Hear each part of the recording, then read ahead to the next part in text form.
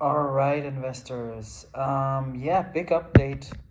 The daily journal event from Charlie Munger took place in California, and it's always a fascinating event. Like there are multiple billionaires sitting in the first rows of listening to this guy giving advice, and yeah, I took a lot of notes.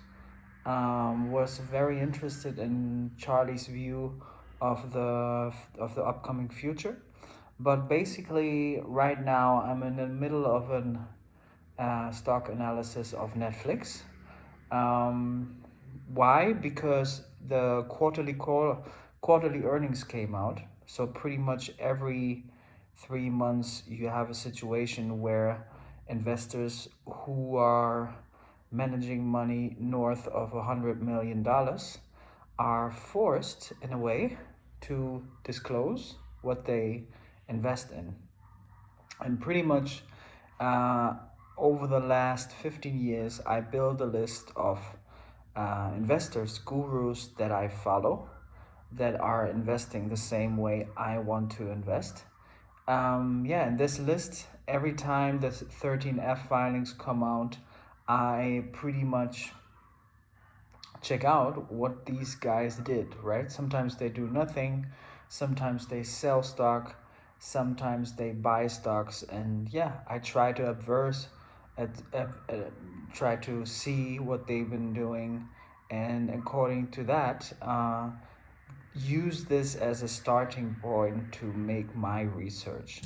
And which was pretty interesting. One of my favorite investors in the world is Mohnish Pabrai. He didn't do anything, but he advised to check out pretty much two investors that are not that big.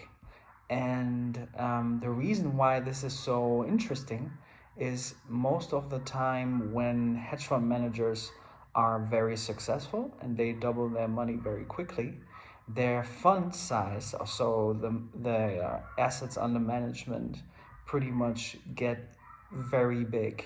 And with the the bigness in a sense of the hedge fund, it becomes more and more difficult for those hedge fund managers to find opportunities that make sense for the big amount of money they manage.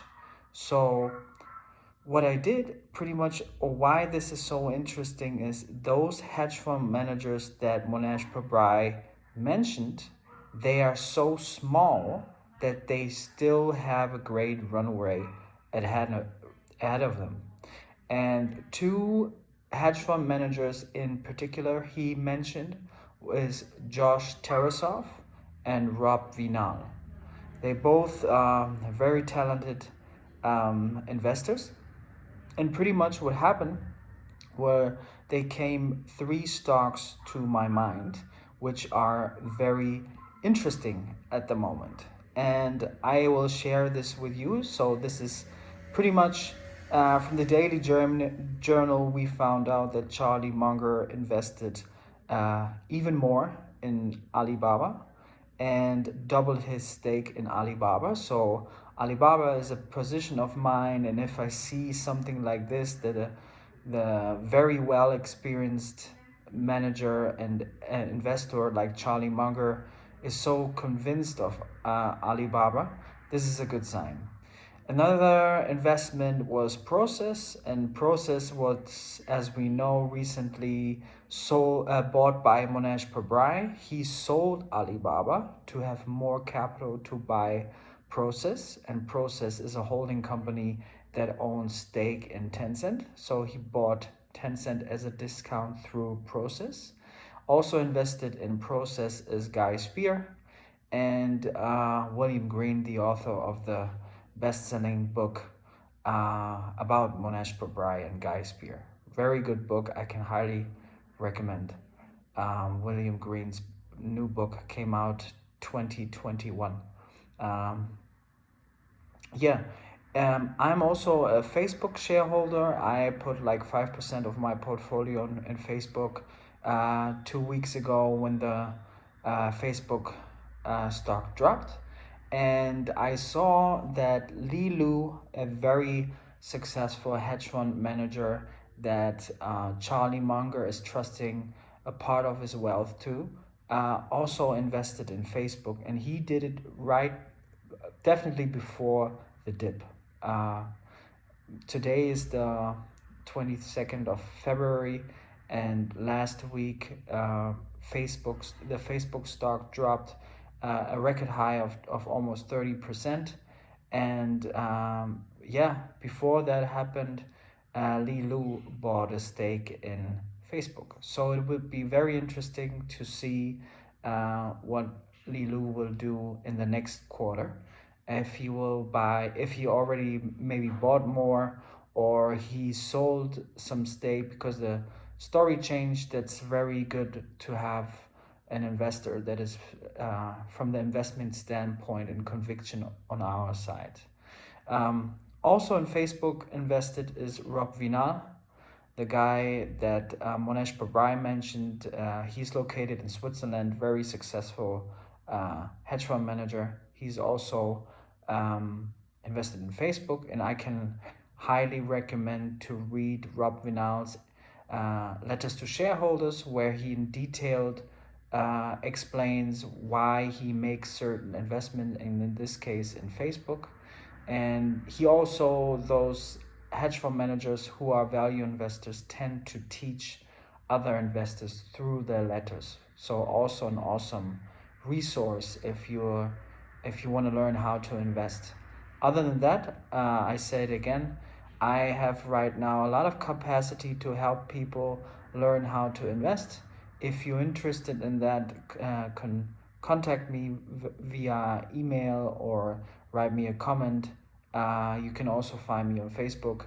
So any way you want, you can reach out to me, and yeah, maybe it's a fit, and I can help you to learn value investing. Other than that, like I mentioned, the letters to shareholders from Rob Vinal, also Warren Buffett, are excellent resources to learn value investing. Um, Another conviction is from Rob Vinal and also Pat Dorsey, was Wix. Uh, as I know by now, Wix is a company that where you're able to program your websites. Fast growing company. I don't know nothing about this company yet, about the financials and how it looks. I will definitely start this research after I did Netflix, because one of my favorite investors is um, I forgot his name. One of my favorite investors is I forgot his name. I'm gonna remember it in a minute. And when the market dropped and Netflix stock got hammered, he invested heavily. And yeah, whenever something like that happens, that somebody from my uh, guru list is investing in a company, I'm paying attention. And the Netflix company, the stock dropped, I think almost like Facebook, almost 30%, and is still dropping. And yeah, I want to see if there's some value, and I'm going to continue my research on Netflix this week and keep you guys updated. Another company that appeared is Carvana. Carvana is a new holding from Rob Vinal, and also very interesting company. It's pretty much a company that is buying used cars and finding new buyers, and Carvana is pretty much the software and the homepage who provides that. So these are pretty much the ideas that appeared by me sifting through my list of value investors that I like to follow. And these are the holdings where I, in a way, felt like I can build a conviction around, where I may understand the company. Because, like Charlie Munger is saying, we want to stay in our circle of competence, and really understand the businesses that we are investing in. Yeah. So, like I said, if you're interested in learning how to do this, please contact me. I hope you liked the video, it was valuable to you. And yeah, like the video, subscribe, and I will see you in the next one.